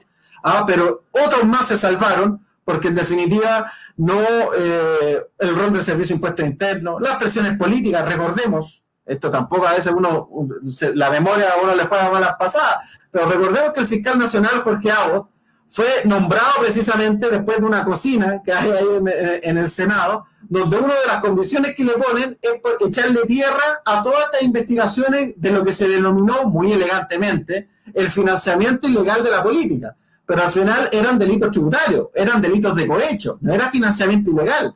Acá lo que había era cohecho. Lo que se pagaba era que tú al entregarle ese dinero al parlamentario, el parlamentario te aseguraba que te iba a defender en cada una de las leyes que te pudieran afectar. Entonces, inclusive yo me acuerdo cuando en el caso Soquimich se dio, por ejemplo, que cuando se trató de discutir una reforma al Código de Aguas, sabemos la importancia que tiene el agua en todo el proceso minero, particularmente en Soquimich como empresa minera no metálica, las gestiones que hicieron desde el gerente general de Soquimich, los abogados de Soquimich, a cada uno de los parlamentarios que ellos coimiaban y les mandaban correos indicándoles que votaran en contra del proyecto de reforma, que presentaran indicaciones que fueran en otro sentido. Entonces ahí te das cuenta que al final no había un financiamiento ilegal de la política, lo que había era un delito de cohecho, que era reiterado, permanente en la esfera de distintas discusiones. Y eso, para vincularlo, ¿cómo se combate? A nivel, por ejemplo, a nivel local, en Iquique, que una situación, bueno, Hugo lo conoce mucho más porque acá en las situaciones de corrupción hay casos emblemáticos que se han cerrado por secretaría. Yo siempre pongo como ejemplo el caso Postaciones. Quizás, claro, la gente que nos ve en otras ciudades dice ¿qué cresta el caso Postaciones? Pero bueno, el caso Postaciones fue una inversión millonaria que se hizo al interior de la región de Tarapacá, en Pachica, Colchane, donde se contrató una empresa fantasma para electrificar el poblado de Colchane, que hasta el día de hoy no tiene luz, eso fue hace 10 años atrás, y nunca se instaló ni siquiera un poste. Se perdieron más de 2.000 millones de pesos en ese proyecto, y hasta el día de hoy nadie ha sido responsable. Nadie ha sido responsable. Y la Fiscalía cerró las causas, como lo hace siempre, por falta de antecedentes. Entonces, lamentablemente, acá en Tarapacá hay una situación de corrupción que es real. ¿Cómo se ataca? De manera directa. Cuando tú pillas a un corrupto, por ejemplo, al interior del municipio, lo primero que tiene que hacer la administración municipal es el sumario para destituirlo y presentarle la querella criminal. Eso no se hace. Eso no se hace. Por ejemplo, en el caso de Luminaria, se presentó una querella por cumplir, que no dice nada. Dice, venimos a presentar querella porque sí, pero no explica contra quiénes, no explica cuáles son los hechos, no explica cuáles son los motivos que motivan a la administración pública a ejercer ese tipo de acciones. Entonces, al final, cuando tú haces las cosas por cumplir, no estás atacando la corrupción. Tú cuando quieres atacar la corrupción, se presenta la querella como corresponde, se da la pelea a los tribunales como corresponde, y eso por lo menos nosotros lo hicimos ya en ese entonces como concejal. Cuando tomamos conocimiento del caso Luminaria, presentamos la querella de manera nominativa, con nombre y apellido, en contra de todos los funcionarios y concejales que estaban involucrados. Eran concejales a nivel transversal desde el aspecto político, desde la UDI hasta el Partido Socialista. Nos dio lo mismo, porque cuando tú quieres luchar contra la corrupción, tiene que ser una lucha certera, una lucha eficaz, una lucha permanente. Entonces, si llegaba al municipio, el primer compromiso es ese. Efectivamente, dar esa pelea en contra de todo acto de corrupción. Y segundo, en esto, yo inclusive lo planteé cuando era concejal, y yo hace un par de semanas lo vi que inclusive el alcalde Daniel Jadue lo implementó en Recoleta. Por ejemplo, iniciar espacios de transparencia, tener una oficina dedicada al tema de transparencia. Segundo, una oficina que pueda recibir denuncias anónimas de la ciudadanía, donde se indique, oye, mira, al parecer en tal situación puede haber un acto de corrupción, y de manera proactiva tú activas ciertos protocolos que te permitan tener claridad de esos antecedentes y denunciarlo ante la justicia. Pero hoy por hoy eso no pasa. O sea, tú escuchas que puede haber actos de corrupción en un montón de situaciones, y al final siempre lo más fácil, y por eso yo también valoro, y hay que decirlo, la actitud que tuvo el diputado Gutiérrez desde un comienzo. O sea, acá lo más fácil hubiese sido ser parlamentario, llevar una vida política ameno. Acá entre la vaca se da y en otros lugares también. De derecha a izquierda estaban todos felices, todos eran amigos, nunca peleaban por nada, solamente en las elecciones se tiraban un par de cosas. Pero no, yo creo que acá se tomó una actitud que era lo que correspondía. O sea, un acto de corrupción se denunciaba, se presentaba la querella correspondiente. O sea, nunca se dejó nada bajo la mesa, nunca se dejó nada escondido. Apenas tuvimos conocimiento de cualquier acto de corrupción, acá en Iquique creo, ahí Hugo me podrá corregir, pero creo que hemos presentado alrededor de 45 o más querellas por casos de corrupción, y en todas hemos dado la pelea hasta el final. No, muchas veces no nos resulta porque, claro, la fiscalía no quiere investigar, porque los hechos son muy antiguos, porque extrañamente hay casos hasta que los responsables han muerto, pero bueno, hay un montón de situaciones. Pero si tú quieres dar una lucha contra la corrupción eficaz, yo creo que lo principal es que se demuestren acciones. Y las acciones significa hacer las denuncias y las querellas correspondientes para que los organismos competentes investiguen y que los responsables vayan a dar donde corresponde, los corruptos a la cárcel, que es donde corresponde. Oye, Matías. Bueno. Oye, Matías, Hugo, perdona, pero ¿qué pasa con toda la plata que se chorearon? ¿Cuándo la van a devolver? O sea, Piñera tiene declarado 2.600 millones de dólares en patrimonio personal. No puede pagar por los daños que le causó a todos los chilenos. O sea, estos van a quedar impunes. A mí me da igual, o sea, no es que me da igual que vaya a la cárcel, que vaya a la cárcel sé que Orpi y Sassi, pero lo que más me importa es que devuelven la plata. O sea, ¿qué va a pasar con toda esa plata que se chorearon? De esos 2.600 millones de dólares que tiene Sebastián Piñera, la mitad por lo menos debe haber sido conseguido en forma ilícita. Y lo segundo que les quería decir a los dos, Hugo, Matías, ¿por qué no se le acusó de asociación ilícita si se establece claramente que es una asociación para cometer un acto al margen de la ley, es decir, algo ilícito, que fue digitado por Sebastián Piñera? Esto fue una banda criminal, está en el 292 de nuestro Código Penal, si es que no me equivoco, y quedan impunes. O sea, no solo un delito tributario, es una banda criminal, es una mafia que se reunió para robar la vida. Te quiero comentar algo. Lo que dice Matías, tú te das cuenta, también Manuel, todos nuestros queridos ahí auditores, espectadores. Mira, ¿y qué es lo triste? ¿Y qué ha sido lo difícil de todo esto? De la lucha contra la corrupción. Y es que claro, la gente cuando dice todos los políticos, mira, la gente tiene razón.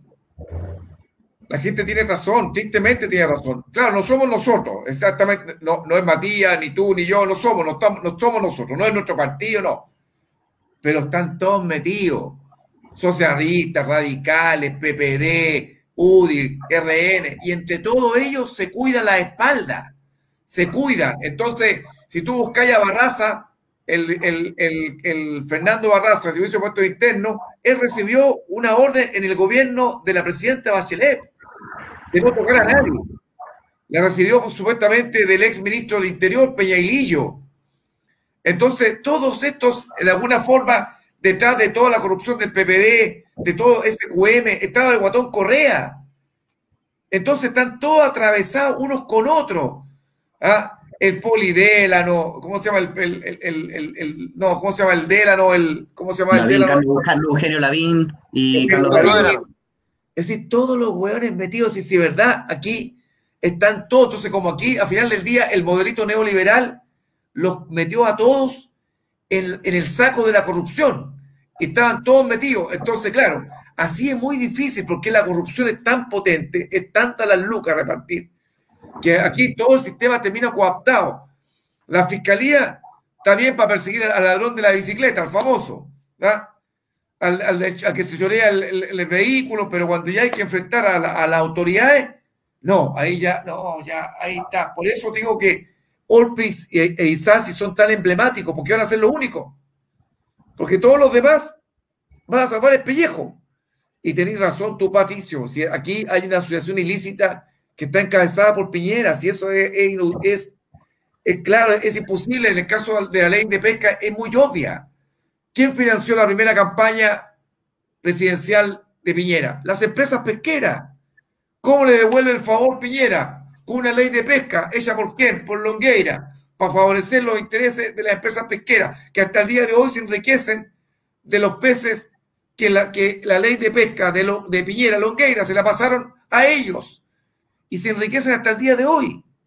Si todo es una amalgama de la corruptela y que cuesta mucho desarmar porque la fiscalía no tiene los cojones para perseguirlos, porque los tribunales, hasta el máximo tribunal, ya dicen, ahí llega alguien a hablar y se arreglan. ¿No? Oye, al Rossi, ¿cómo lo sacaron? ¿Te acuerdas tú, Matías? De ese QM, en una sala de verano fue, ¿o no? En una sala Así de verano. Además es importante, pero siempre es importante, a la gente a veces se lo olvida, pero Rossi tenía 3 asesores con boletas falsas. René Madariaga, que era un periodista cercano a él, que le instaló inclusive la Corporación de Asistencia Judicial acá en Tarapacá. Estaba María Martínez Saror, que era, creo que tiene una relación de parentesco incluso, y estaba Mariela Molina, nada más ni nada menos su jefa de gabinete, emitiendo boletas falsas en el caso Soquimich. Sí. Entonces, ahí hay dos cosas primero.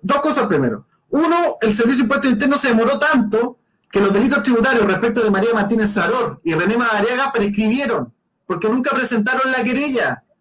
Es decir, Soquimich reconoció, porque también rectificó su contabilidad, que esos servicios jamás fueron prestados, que fueron falsos. Eso lo reconoce la misma empresa, ¿ya? Y solamente le presentan querella a Mariela Molina, ¿ya? Y después, al final, casi, creo que fue el último día de plazo de prescripción, le presentan la querella a Fulvio Rossi. Pero ahí sucede un hecho político que es sumamente relevante también. Más allá de que lo salvó una sala de verano a Fulvio Rossi, es decir, sala de verano para que la gente entienda, no fueron los ministros titulares de la Corte Suprema, sino que eran muchos ministros suplentes o abogados integrantes que conocieron del desafuero. Pero hay un hecho político que es determinante, porque la Corte Suprema otorgó el desafuero por los delitos tributarios en el caso de Iván Moreira, en el caso Penta. ¿Ya? Recordemos que la Corte Suprema dio lugar a ese desafuero. ¿Y qué pasó? El fiscal a cargo de esa investigación, Carlos Gajardo, tenía la decisión de llevar a juicio oral a Iván Moreira y que fuera condenado por delitos tributarios. Y adivinen quién aparece a salvarlo. Sí, las coincidencias. Las coincidencias. Otro fiscal regional, Manuel Guerra. Quizás les suena, Manuel Guerra, el mismo de Exalmar, el mismo que investigó al principio el caso de Corpesca, toma la investigación del caso Penta y le ofrece una salida alternativa a Iván Moreira. Eso llevó a la renuncia de Carlos Gajardo y de otro fiscal que están llevando el caso Penta, pero también llevó a que la Corte Suprema, al conocer los desafueros que venían por delitos tributarios, cambió el criterio. Porque al final la Corte Suprema dijo, yo tampoco estoy para el deseo del Ministerio Público. O sea, si me vienen a pedir un desafuero para después darle una suspensión condicional, no vengan acá a hacer el tonio. Y después todos los desafueros por delitos tributarios en las causas políticas fueron rechazados los desafueros, como el caso de Orpiz, por ejemplo. Entonces es importante también ver el contexto, porque ahí te das cuenta que toda esta maquinaria que se fue fraguando desde la Fiscalía cuando nombran a Jorge Aot como fiscal nacional, y la doctrina Abbott que se aplica, después del Servicio de Impuestos Internos, cuando ponen a Barraza y se dejan de presentar querella, dio pie a este marco de impunidad. Pero para que vean, es decir, cómo todo esto está fraguado por el poder económico, por el poder político, por eso es tan difícil. Y claro, y por eso cuando uno lo hemos enfrentado, por eso que nadie reconoce ningún mérito, es decir, nosotros hemos enfrentado a los poderosos, a Corpesca, Isasi, SQM, a CIPES, todo, es decir, todos los poderosos han sido enfrentados por Matías Ramírez, por Enzo Morales, por quien le habla, y por supuesto nos cierran las causas, las reabrimos, las cierran, y así nos llevamos. Pero tú crees que en algún lado dicen, oye, el diputado Hugo Gutiérrez combatió la corrupción en todo, nada, es decir, nadie reconoce ni un mérito. ¿Por qué? Porque claro, como dicen, este es un comunista que lo anda persiguiendo por alguna razón ideológica. No, los persigo porque son corruptos. No solo los persigo por nada más que porque son un atentado a la probidad pública. ¿Y sabes cuál es el problema de ellos? Que nos metemos en cosas muy profundas. Porque ustedes han nombrado varias veces a Manuel Guerra. Yo les tengo un datito. Los fiscales no pueden tener militancia política, ni los jueces tampoco. Pero ¿ustedes saben de dónde viene Manuel Guerra en su doctrina política? No. de la Juventud Radical. Era muy cercano al Partido Radical en su juventud. Yo te lo doy como un dato certero. Y siempre mantuvo relaciones con la ex Concertación. Por lo tanto, es lo que tú decís, Hugo. O sea, si vaya a tocar a uno, uno no lo ve. Es como cuando nosotros nos metimos con el fiscal Montes por el tema de las escuchas telefónicas a los pacos, que después saltó el papá, Carlos Montes, casi a pegarnos mordiscos. Nosotros decíamos, ¿qué le pasa a este? Claro, el papá del fiscal, pues hasta el día de hoy no me habla. Cada vez que puede dice que estoy loco, que no sé qué, que bla, bla, bla, porque me metí en la red familiar muy, muy profunda. El fiscal Guerra venía del Partido Radical, había sido dirigente de la Juventud Radical. Entonces ustedes le pegaron, sin querer queriendo, como decía el Chavo, a una red muy profunda. Yo no estoy diciendo que los radicales sean corruptos, estoy diciendo que la política chilena es una asquerosidad, porque las redes familiares, las redes de corrupción son muy, muy profundas. Por eso que el poder siempre es tan maligno, Hugo, porque si el poder se deja así solo, sin fiscalización ciudadana, me encantó lo que decía Matías, si él llega a ser alcalde, que espero que sea así por el bien de Iquique, me importa poco si es comunista o extraterrestre, lo primero que él va a hacer es combatir la corrupción, porque la corrupción es la primera forma de defraudar a la gente. Si tú robas, hay menos plata para la salud, menos plata para la educación, menos plata para las canchas de fútbol, menos plata para los abuelitos, ¿cachai? La plata no se reproduce por sí sola, es plata que está destinada a la gente. Por eso yo les preguntaba, ¿quién va a pagar? ¿Va a pagar Moya una vez más? ¿Va a pagar Guerra? O sea, de todo lo que se chorearon, ya lo perdimos, no hay forma de recuperarlo. Piñera jamás va a pagar todo lo que se robó. No va a llegar un presidente valiente a Chile y va a decir, a ver, señor, devuelva el 50% de su fortuna, entréguenos Soquimich, nacionalicemos Corpesca. ¿No sería una buena fórmula? No sé, lo dejo para el debate más profundo, porque si Corpesca es una empresa corrupta, debería ser nacionalizada. Sí, es una buena idea, no sé. Eso es así, eso se ha planteado un sinnúmero de ocasiones. A mí solamente me gustaría plantear un punto con respecto a este tema, que, bueno, el compañero Hugo decía que, claro, que la gente tiene razón, que por el tema de despreciar la política y todo eso. Yo creo que lo más grave de todos estos casos es que la misma derecha, que es la principal involucrada en los casos de corrupción, como tiene el control de los medios de comunicación, establecen como que todos son iguales. Entonces, ese también es un problema, que en definitiva la derecha, que más encima tiene los medios de comunicación, es capaz de establecer hegemónicamente que no es la derecha la principal responsable, son todos. O sea, el Partido Comunista nunca recibió una boleta ideológicamente falsa y nunca va a pasar, porque el partido es el único que puede llevar de eslogan de campaña con las manos limpias, ningún otro partido puede hacer eso. Y resulta que nosotros también, la gente dice, no, pero es que son todos iguales. Entonces uno también es un arma de doble filo, porque las cosas no son así, no son todos iguales. Entonces también hay que tener mucho ojo, y lamentablemente la prensa no contribuye a eso. Y mi último punto con respecto a este tema, ya aprovechando de que el compañero Daniel Jadwe anda en programa a las 10 de la noche hablando de marxismo, esto es marxismo puro y duro, que tiene que ver con la estructura y la superestructura. O sea, en definitiva, el sistema capitalista y la forma en cómo se producen los bienes para poder vivir repercute en el marco jurídico, el marco económico, y sobre todo el marco jurídico. Entonces, también hay que entender que el origen de esto también tiene que ver con un tema del sistema capitalista, que en definitiva es un incentivo a que si tú, a través de las reglas de la democracia, cualquiera sea esta, sea una democracia plena, participativa, pequeña, si tú pierdes la correlación de fuerza, el dinero es lo que al final vale. Entonces, ese es un tema sumamente importante, que hoy en día bajo el sistema capitalista la democracia depende del dinero, depende de tu capacidad adquisitiva, porque si no logras a través de los votos tener la correlación que te permita llevar tus transformaciones o llevar tu programa, tú sabes, bueno, tengo el dinero, voy a aprovechar de financiar a financio ministro, financio de esto, y no me importa el color político, porque recordemos, Francisco Mujica, según reveló una periodista en los últimos días, cuando lo entrevistó, Francisco Mujica dijo, yo no le pagué solamente a Isasi, yo le pagué a todos. Entonces, también hay que entender que en definitiva aquí no importa si, para los empresarios no importa si tú eres de RN, si tú eres de la UDI, si a ti te pueden corromper para tener un votito más en el Congreso, ellos lo hacen. Con esto cierro. Libro Con las riendas del poder de Sofía Correa, que no es una historia marxista, no es una historiadora marxista, no es de izquierda, ella de hecho es de derecha, habla sobre cómo las leyes en Chile se han legislado desde el 1900 en adelante, cómo la derecha, sin tener correlaciones de fuerza en el Congreso, fue capaz de mantener el poder a través de ¿qué? Antes de que se creara la cédula única de identidad, el cohecho. Entonces, hasta 1958, la derecha aprovechaba y hacía cohecho todo el rato. recordemos que en el Congreso hasta ese tiempo, la primera mitad del siglo XX, las leyes, los empresarios iban a las comisiones en el Congreso a redactarlas ahí. Después, obviamente, eso fue cambiando poco a poco, pero cuando ya a la derecha llegamos a 1970 y está el gobierno de la Unidad Popular, el Partido Comunista y el Partido Socialista se perspectivan como partidos que pueden generar grandes mayorías, o sea, hay una mayoría revolucionaria en el Congreso y en el Ejecutivo. ¿Cuál fue lo que le quedó a la derecha? La plata y los milicos. Entonces, sabemos que en definitiva el problema no es la democracia como tal, sino que es el sistema capitalista que permea en todas las áreas de nuestra vida. Eso quería... un elemento para agregarle a nuestro invitado. Bueno, yo, Matías, te agradezco porque, bueno, ahí yo creo que le has contado a todos y a todas cosas que la gente yo creo que no sabía de todo este proceso de Corpesca.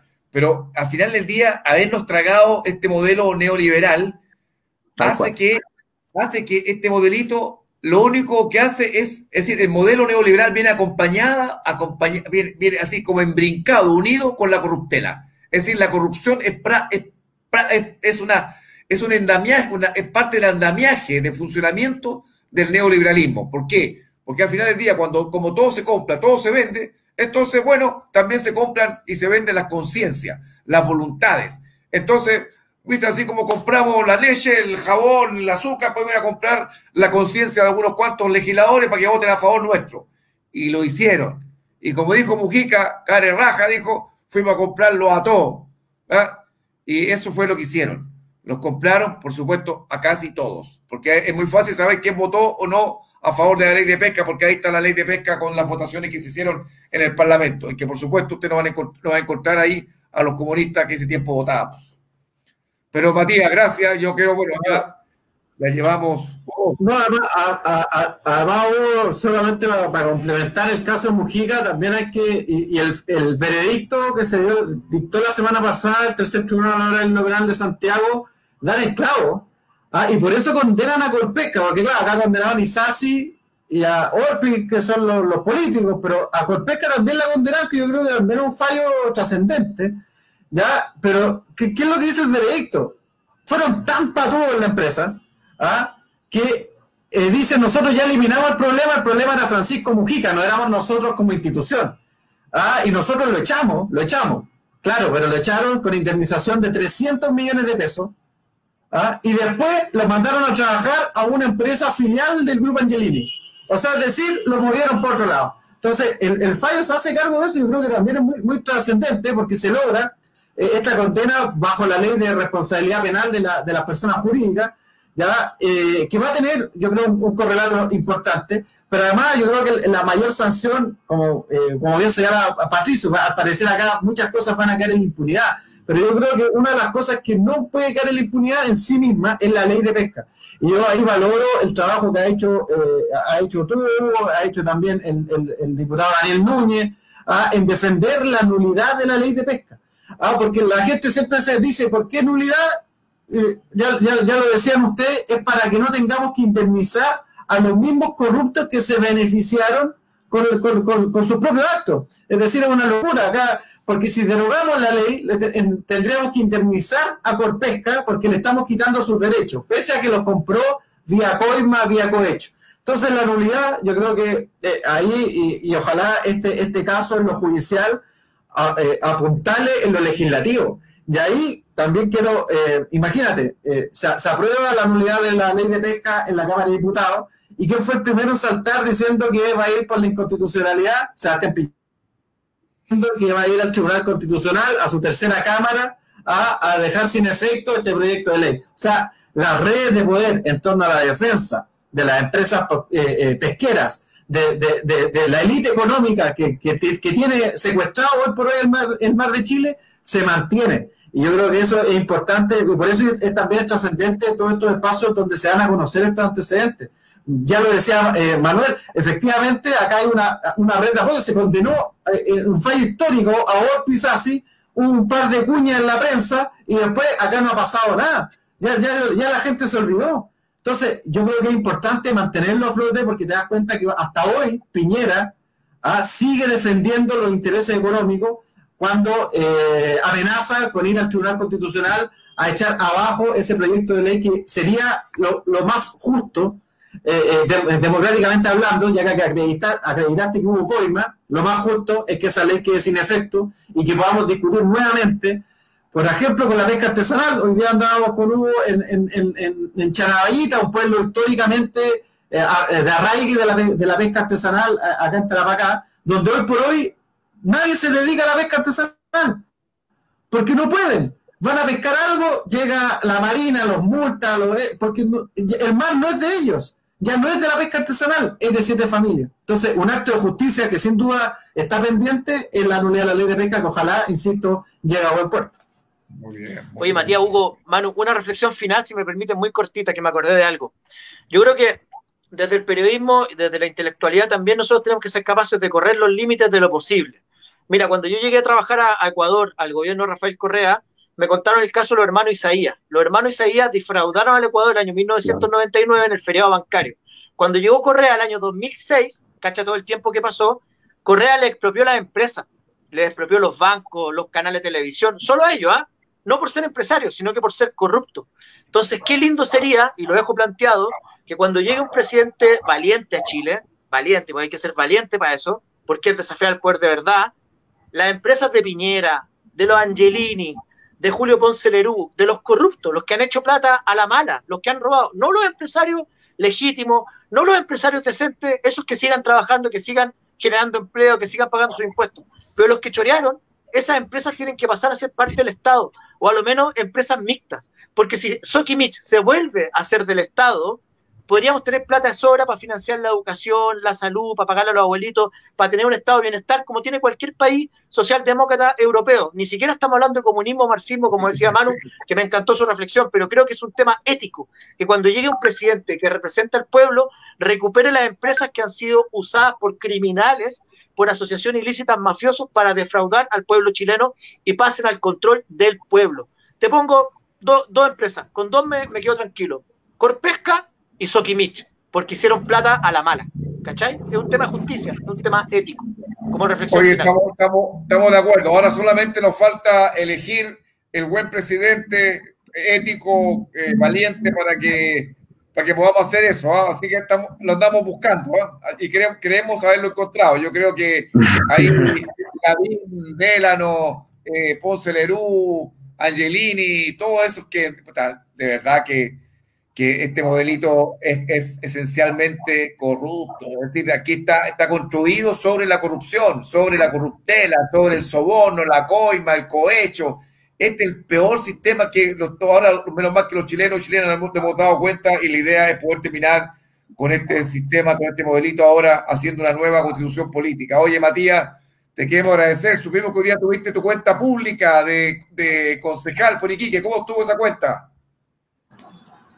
Bueno, cuando dicen cómo eliminar la corrupción con transparencia, y por eso como concejales, pese a que no tenemos la obligación de hacer cuenta pública, durante mi periodo me tocó hacer al menos 2 cuentas públicas. Hoy día hicimos la última y final, cerrando ya los 4 años de la concejalía. La hicimos vía online para mantener todos los resguardos sanitarios con la pandemia, pero estuvo muy bueno. Yo agradezco a todas las personas que nos siguieron a través de la cuenta pública, pero yo creo que uno de los elementos que permiten, en este caso, también ir empoderando a la ciudadanía en distintas temáticas. Inclusive también recuerdo que Hugo también hizo su cuenta pública como parlamentario, pese a tampoco estar obligado, pero son pequeños actos que en definitiva da cuenta de la importancia de responderle a la ciudadanía, de decir, mira, esto es lo que he hecho con lo que ustedes, con la confianza que ustedes depositaron en la representación popular. No nos fuimos con la empresa, no nos fuimos para la casa, no nos quedamos callados, no hicimos la pega. Y yo creo que eso es importante cuando la gente, como lo decían ustedes, porque al final del día no todos somos iguales. Nosotros queremos representar precisamente esos elementos de la política distintos, y estas yo creo que son pequeñas señales que ayudan a volver a la confianza, a volver a que la gente crea en proyectos políticos, que participe también en la vida política, y eso es lo que nosotros buscamos con esta cuenta pública que hicimos el día de hoy, donde hubo varias temáticas que tratamos de ver, quizás la última, lo que ha sido la pandemia y todo el apoyo que hemos tratado de llevar a las ollas comunes, que hay todavía ollas comunes funcionando acá en Iquique, hay gente que lo está pasando mal y que lamentablemente ni el gobierno y muchas veces las instituciones públicas no están para la gente. Inclusive puse de ejemplo, hay un caso que denunciamos precisamente con el diputado, que es como el gobierno de Piñera hizo negocio con las cajas de alimentos. Acá en Tarapacá también fue igual, lo denunciamos, actualmente está en investigación, porque al final sabemos que esa plata que era para comprar alimentos para la gente, la utilizaron para financiar las campañas políticas que hoy por hoy ellos están tratando de llevar. Entonces yo creo que es importante orar con transparencia, y eso es lo que nosotros tratamos de hacer con esta cuenta pública vía online el día de hoy. Las anteriores habían sido de manera presencial, pero sin duda es gratificante hacerla porque, insisto, es parte de cumplir nuestro deber como representante popular, y esperamos que en estos 4 años como concejal y ojalá en el futuro como alcalde podamos seguir representando la confianza de los iquiqueños y iquiqueñas.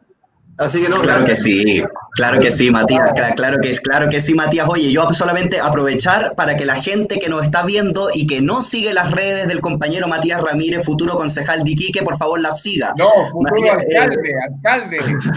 Como alcalde, perdón, arroba Matías-Ramírez P, en Facebook lo encuentran en su fanpage como Matías Ramírez Pascal y en Instagram arroba Matías Ramírez Concejal. Ahí están las 3 redes para que sigan al concejal y futuro alcalde de Iquique.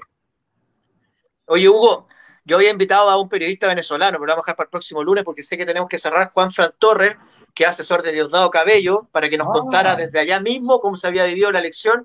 Así que le mando un abrazo a Juan Fran Torres, que también nosotros firmamos una carta junto, Hugo, apoyando la elección del 6 de diciembre en Venezuela, que se dio exitosamente, pero a ver si dejamos a Juanfra para el próximo lunes, porque sé que me estaba escribiendo por WhatsApp, pero no alcancé a ver qué me decía. Me imagino que estaba pendiente para entrar, le pido las disculpas al caso, porque esto de Corpesca daba para tener todo el programa a Matías también, y nuestro amigo Manu, así que les pido las disculpas al Juanfra, y la próxima semana feliz, a ver si lo tenemos un ratito para que nos cuente qué pasó en Venezuela, desde Venezuela mismo, para que nos cuenten la verdad de la milanesa y no lo que nos quieren contar otros mentirosillos por ahí.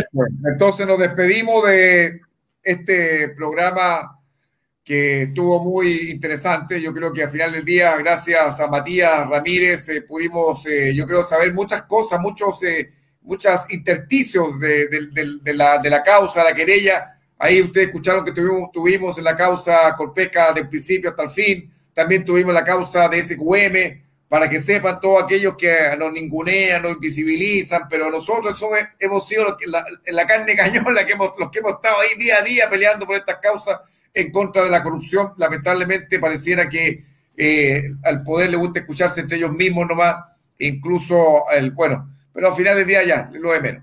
Pero agradecerte, Matías, por haber estado presente en este programa, un saludo cordial.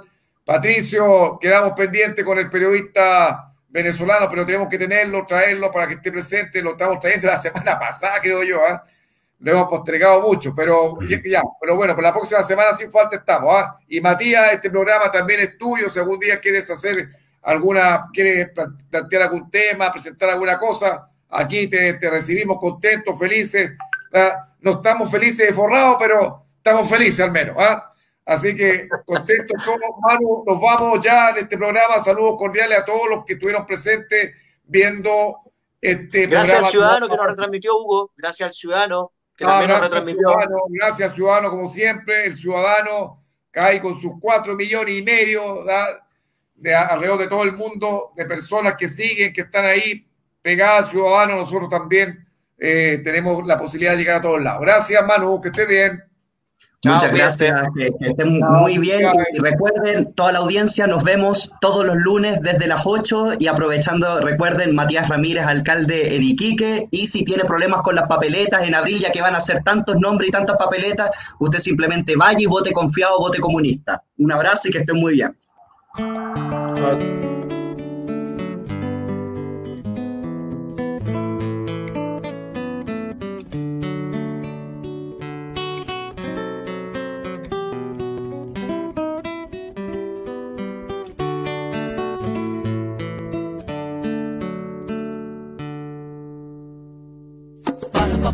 pa, para pa pa pa pa, para pa pa pa pa pa, para no la la la la, para pa pa pa pa, para pa pa pa pa, para pa pa pa pa pa, para no la la la la. Cansados de su agónica miseria, van tomados de la mano los que con derecho a nada cargaron con la cruz y con el látigo, cayéndoles con furia de alguacil y de sotana. Cansados ya de inclinar la cabeza, cansados ya de contener el hambre, cansados ya de tanta prepotencia, cansados ya del cepo y de la sangre, peregrinando el desierto, van resistiendo el acoso, van con el puño resuelto desafiando al poderoso, van desatando la historia, hombres, mujeres y niños, y en el frente honor y gloria brilla hermoso Luis Emilio.